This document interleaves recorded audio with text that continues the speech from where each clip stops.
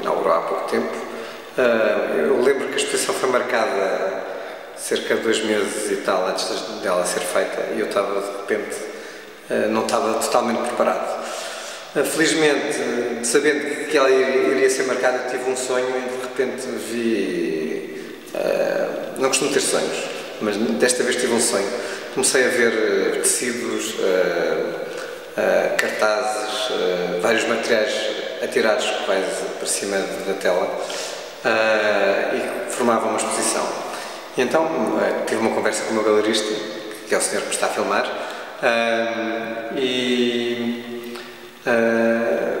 logo mal acabei com a conversa disse: vou resolver já isto antes que seja tarde demais. E então corri rapidamente aos armazéns do Vidal em Campo de Ourique, onde vendem tecidos, como Matia da Lapa, e cheguei lá e fui à procura de qualquer coisa que me apetecesse. Lá estava com um bocadinho inibido, porque não sabia exatamente o que é que é. Fui um bocadinho para as lonas, depois andei a escolher e pronto. Escolhi um conjunto de tecidos, aos quais juntei a outros que tinha comprado no Porto há 2 anos ou 3 anos atrás.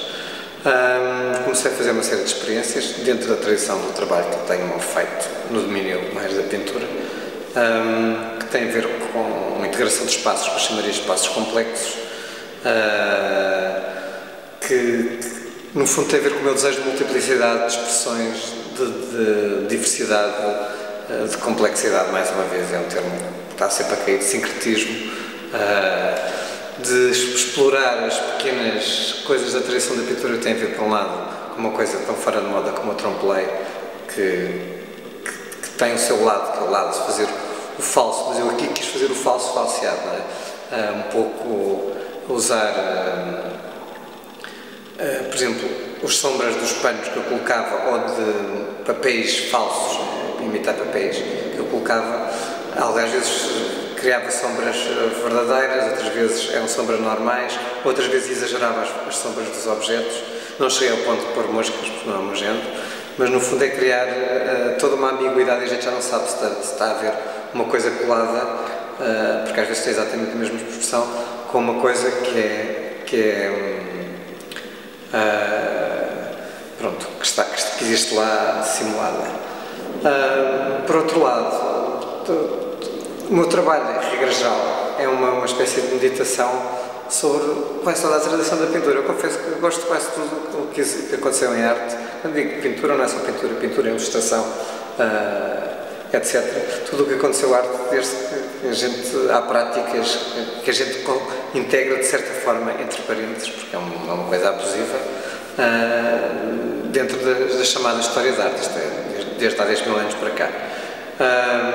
Todos os objetos, tudo isso me apetece, são coisas que me excitam imenso, não é? Porque eu não tenho este lado destrutivo de vamos acabar com a arte, que é um lado que desde o princípio do século XX, pelo menos desde os futuristas, incendiar os museus, haver um lado de autoflagelação da arte e de extremar a contestação a um lado objetual ou conceptual das coisas, ou de uma tradição que existe. Não, para mim a arte é uma coisa que é sempre, que tem a ver com o meu corpo, com a minha vida, que me excita e que me abre para uma série de coisas no mundo. Eu acho que esta exposição pronto, tem a ver com o meu entusiasmo e com a minha resposta a uma série de objetos que existem e que me continuam a solicitar respostas. Por isso há uma espécie de frenesim que no meu caso tem a ver, por um lado, com coisas que são mais óbvias, que é a cultura grega, do qual fui um estudioso desde a minha infância, quer no domínio da mitologia, quer da filosofia, quer de outras coisas, da história menos, não sei quais há sobre a história grega, assim mais, tipo, batalhas e não sei o que, essas coisas não sei, isso é com o meu filho. E por outro lado, de outras civilizações, por exemplo, a nossa civilização, e por outro lado coisas chinesas e indianas que aparecem um bocadinho, e os fluxos que há entre essas civilizações. Por outro lado, há um lado muito obsessivo no meu trabalho que tem a ver com inventariação de formas, inventariação, combinação, fazer catálogos, tenho toneladas de catálogos, e às vezes aparecem determinadas formas que são como de pequenas séries, um bocadinho dentro da tradição das investigações, por exemplo, no domínio da história da arte fez o Kubler, ou os minimalistas, Saul Lewitt, em Portugal podemos dizer que é um caso um bocadinho liberal do minimalismo, que é o Ângelo de Sousa, que não é bem minimalista, porque ele tem superfícies e coisas que têm um lado mais, como ele dizia, epidérmico, e não é uma questão de simplicidade, não é uma questão de ver, é uma questão quase de miopia e de ver a riqueza que há na miopia. É assim, eu sou um artista que começou a trabalhar nos anos 80 e de uma geração, pronto, que supostamente tem a ver com coisas perversas como o mercado e tudo isso. Na verdade, a minha atitude nunca foi um bocadinho essa. Eu criei em 1981 um grupo chamado Neocanibal, depois formou supostamente uma revista que acabou por se chamar A Minha Estética. E no qual escrevi uma trintena de manifestos e, sobretudo, nos anos 80, que uma altura em que ninguém fez isso e continuou, e é raro, excetuando 2 ou 3 artistas em Portugal que não praticaram muita arte, praticaram só teoria e acabaram por ser excluídos do mundo da arte.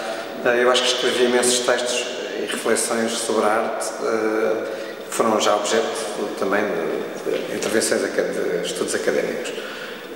Mas sempre houve em mim uma preocupação. Eu lembro-me no princípio dos anos 80 que me dava, quando toda a gente o tinha abandonado, com o Ernesto Sousa.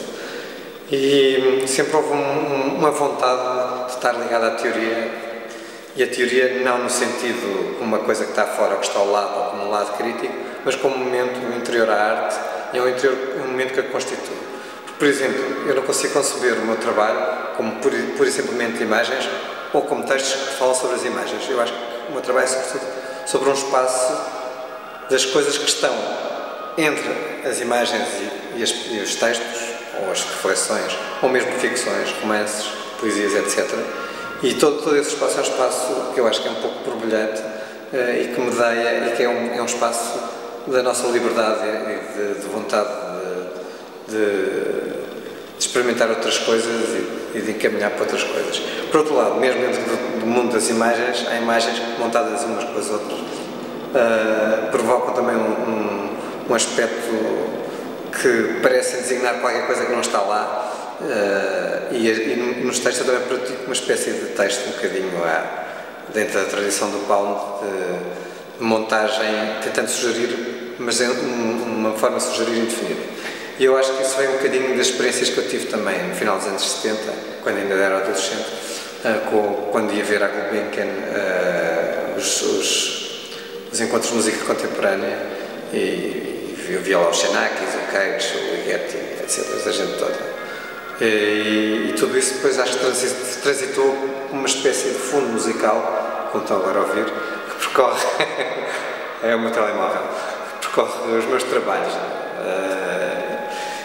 E pronto, e depois em termos disso houve um percurso mais recentemente ligado por um lado a uma sistematização que eu retomei dos anos 80, que eu chamo de explicadismo, que eu trabalhei com o Pedro Portugal, perceber como é que são as redes, como é que funcionam as redes de conceitos na arte, como é que a arte se autodefine, quais é que são os circuitos. Bom, no fundo é um trabalho que tem a ver com imensos outros artistas, mas que eu fiz de uma forma sistemática, quase de uma forma como fosse um sistema, ou como se fossem muitos sistemas, porque fiz várias versões diferentes.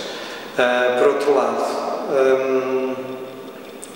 há uma investigação para lá isto, que aparece numa obra nesta exposição, que tem a ver com o regresso ao futurismo e ao primeiro modernismo, que é o lado tipográfico da coisa. Há muitos artistas que trabalham o texto, mas raramente, e eu vou dizer isto mesmo de uma forma, raramente há uma consciência verdadeiramente tipográfica do que é que são as letras e como as letras trabalham, interagem visualmente connosco. As pessoas agarram nas coisas, utilizam a letra que acham mais bonita e já está, e tem um efeito. Eu, nos últimos 2, 3 anos, tenho trabalhado na criação e digitalização de alfabetos, portanto tem sido uma coisa, e isso tem um bocado a ver com uma tradição que eu acho que os futuristas iniciaram e que depois acabou por morrer um bocadinho, porque mesmo os dadaístas que fizeram qualquer coisa pouco adiantaram relativamente a isso. Depois houve os letristas nos anos 50 e 60, mas pronto, acabaram por fechar não sei num beco sem saída, e depois nos anos 70 e 80 pouco aconteceu nesse domínio. Posso passar para o ponto seguinte.